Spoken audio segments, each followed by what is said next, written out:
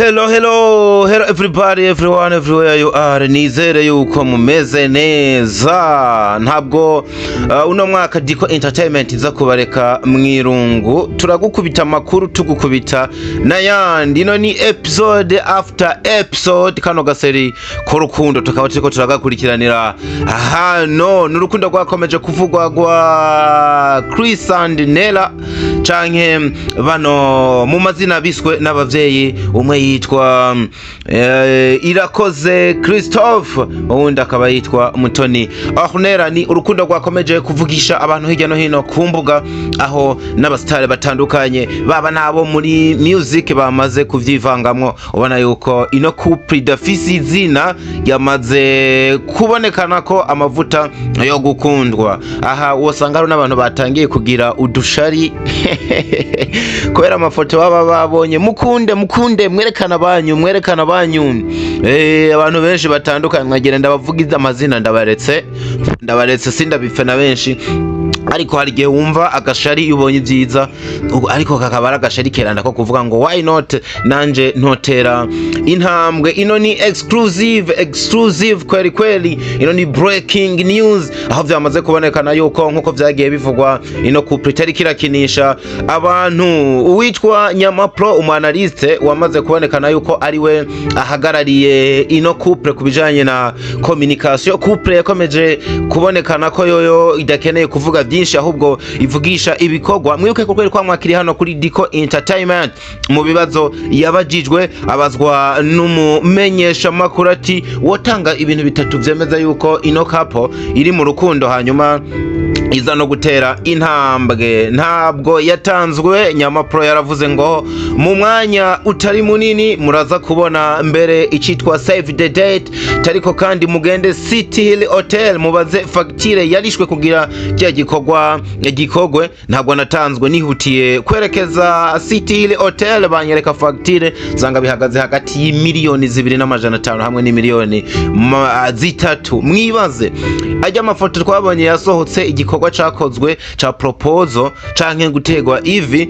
hajya ahantu hamwe honyene ico ko kwita nka scene, iramutse ari nka scene ya film byarishwe imiliyoni 2.5 hafi imiliyoni 3. Ico kiba kiravuyemo. Ikindi yatubwiye ngo nimba mufise akanya muze ndabereke inzu y'umusore uno mugeni azorongoregwamwo. Kino nico gisigaye, naho icagatatu save the date mubana yuko yamaze gusohoka. Save the date yamaze sinzi impamvu mvuga bino bintu nkumva nyanje ndabinezerewe ukuntu, ariko narababwiye ngo iyo umuntu anteye mu bwanje bushikiranganje ari nabwo mvugira ahanini, ari naho havuye akazina ka Doctor of Love. Urumva nyene abayaje ahomba ntegerezwa kuryoherwa. Narababwiye ngo yaba nari ndavyemerewe ino couple nije no iraganishije. Ubona yuko babandanya gutera agateka kino gisata ca cinema, ari nako cambikwa umutamana, ibintu bigakogwa mu muco. Ivyari ugwikekwe n'uruvugo n'urukurukuru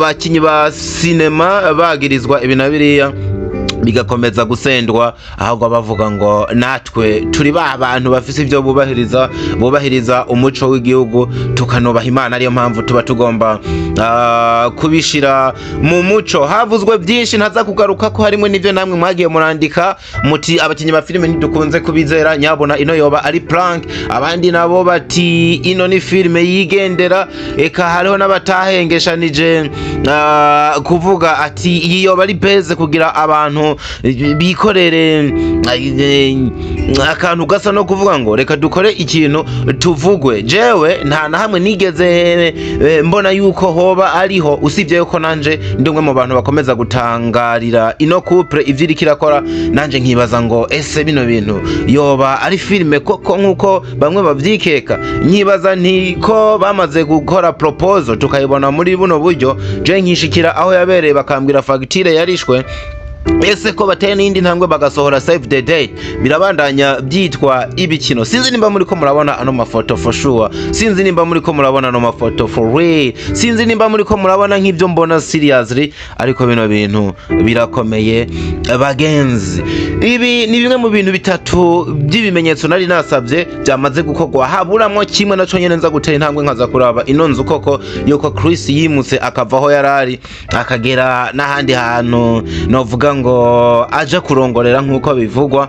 Ariko iyo bigenze nk'uko hari indi migigwa umuntu aca yitega ishobora kubandanya, harimwo ivyitwa uruvugano ariyo predot, hakaba gutanga inkwano ni dot, hakaba etat civile nawo nyene n'undi mugigwa abantu badashobora gusimba, ni nako igihugu cacu amategeko abidusaba. Nyuma y'ivyo haracamwe n'utundi tuntu, ariko umunsi mukuru ubutegerejwe ni wedding day canke wa munsi w'ibirori, abari babiri bari mu rukundo bambikana impeta, hakasomwa amajambo menshi harimo yavuga ngo uno munsi babaye umwe, nuko bakabirana imbere y'amategeko abantu barorera bakavuga bati barabaye umwe akitwa umugore w'uwundi, uwundi akitwa umugabo. Nivyo mbona bigiye kuba. Noneho igitangaje nkuko nari nabyiketse, buno bukwe bukaba bugiye kuba muri uno mwaka nyene. Nimba muzi gusoma nkuko ndabizi mukaba mwamaze kubona yuko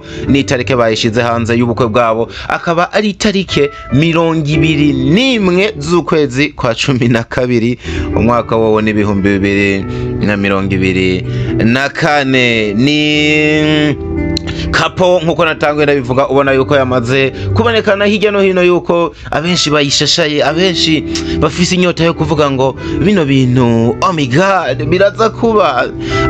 Ikintu coco namaze kubona mu comment nagiye ndabona nk'igihe bino bintu bitoba tugasangana kandi gakino kadatahuritse, benshi boba desi, benshi boba bara. Sindanibaza ahantu bo kwiza uno musore yitwa Izo Chris, sinibaza ahantu bocisha uno mugore Mutoni Ornella, nako uno mukobwa kuko uno musaza kwitwa kuko agiye kubakana nuno musore Irakoze Christophe, abenshi mwamenye nka Chris, abenshi mwamenye nka King mu mafilme menshi atandukanye. Ariko twizera yuko ari intambwe bariko baratera baza kubandanya, kuko abenshi igisabisho cabo ari cyo ko bobona ino couple iteye intambwe. Mwagiye muvyumva kenshi shinza kubigaruka ko ni couple imaranye igihe, imaranye ikiringo cababa mu myaka 2, aho mbere ivyabo vyatanguye bameze nk'inshuti zisanzwe, bahuzwa na filme, bobo barabandanya biva mu bugenzi busanzwe, bararabana kwa kuna abantu barabana mu maso, ugasanga umwe abonye akana ko mujisho uwundi bakabwirana bati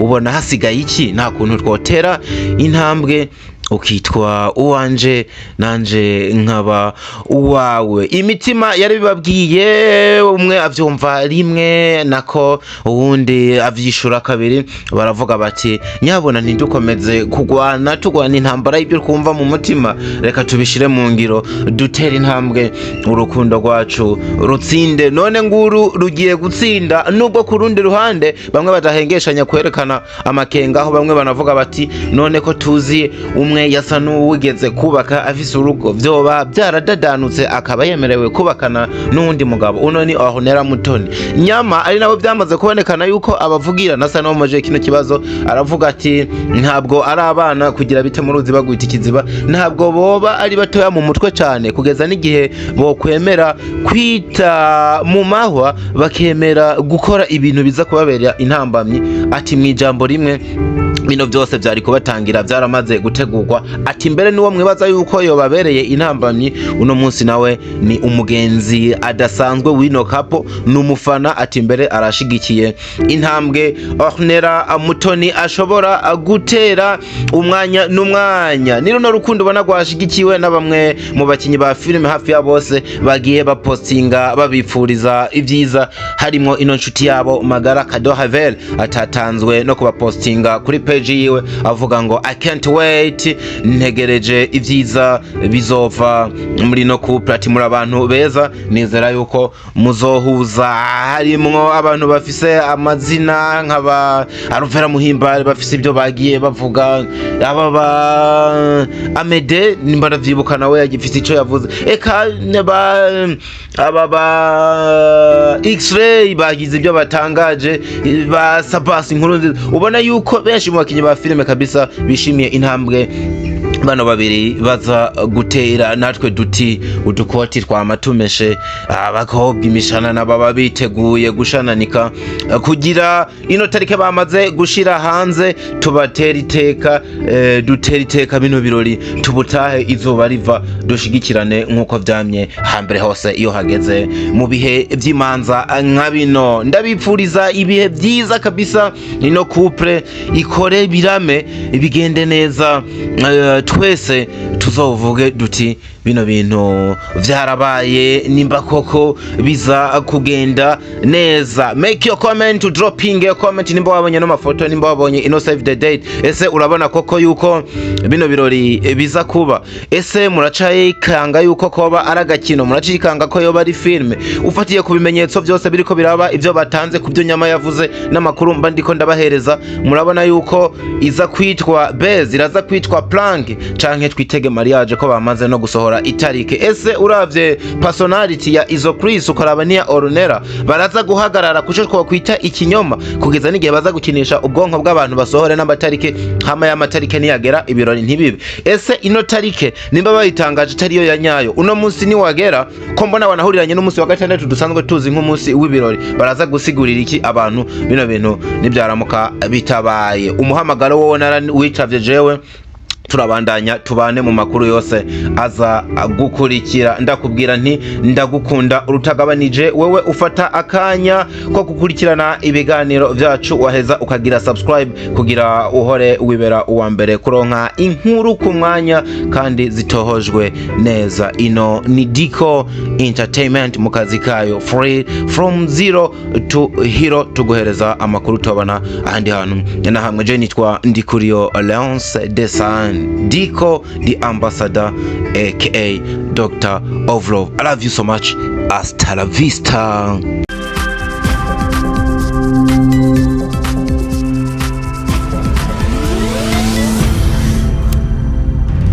Diko Entertainment.